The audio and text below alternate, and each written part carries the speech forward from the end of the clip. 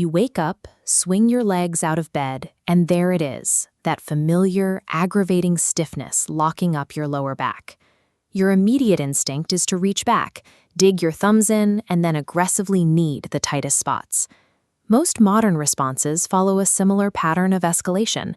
You might deploy a high-impact massage gun to hammer the tissue, or force yourself through a series of intense, uncomfortable stretching routines. These methods usually provide a fleeting sense of relief. The area feels slightly looser, perhaps a bit warmer. But within a few hours, or even minutes, the exact same deep, rigid stiffness returns.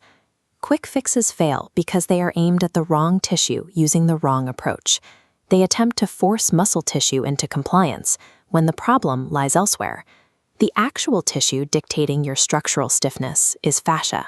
This is a continuous, fluid-filled web of connective tissue that wraps and penetrates every muscle, bone, and nerve in your body. Deep fascia is a neurologically active system, not a passive one. When treated with rapid percussion or forced stretching, it reacts like a tightly drawn rubber band, sensing a threat, bracing itself, and pushing back against the sudden trauma. This persistent stiffness represents a deliberate act of protection. We have to look at the thoracolumbar fascia. This thick, multi-layered matrix acts as the central architectural hub for the entire posterior chain, connecting the movement of your hips, spine, and ribs. Under ideal conditions, the layers of this matrix glide over each other smoothly, lubricated by a fluid rich in hyaluronic acid.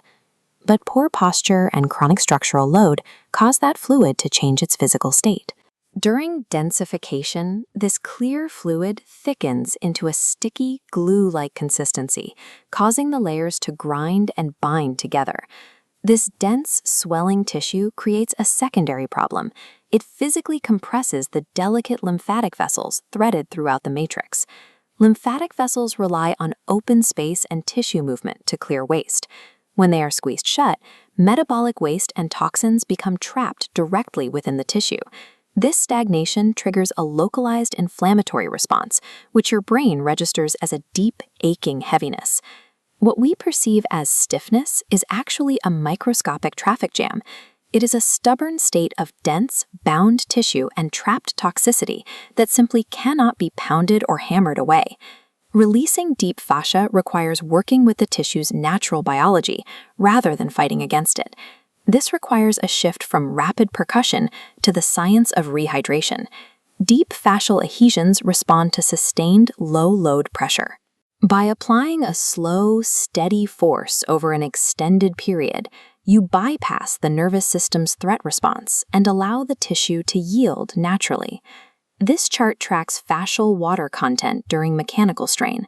The sharp dip in graph A shows sustained pressure physically squeezing water out. In graph B's recovery phase, the line rises above the original baseline. The tissue supercompensates, drawing in significantly more hydration. This surge of fresh hydration melts the sticky, densified hyaluronic acid, restoring the tissue's ability to glide and opening the lymphatic pathways once compressed by the matrix. Structural release is an active metabolic process. It is the restoration of fluid dynamics through patience and time, rather than a mechanical task of breaking knots. Surface-level tools provide sensory relief, but fascial work addresses the physical architecture that holds the body in its current shape. That architectural shift follows a 3-step sequence. Step 1 is the reset. This requires decompressing the fascia using deep, motionless pressure to melt the ground substance without triggering a bracing response. Step 2 is realign. Since the thoracolumbar fascia acts as a hub for structural load, we must shift that pressure to a different support system. Expanding your breath mechanics laterally into the ribs re-engages the ribcage as a stabilizer, finally offloading the lower back. Step 3 is recover. Once the pathways are open, the system requires hydration and gentle, consistent movement to flush out the trapped toxins from the newly restored lymphatic flow. Back stiffness is an architectural adaptation to an overloaded system.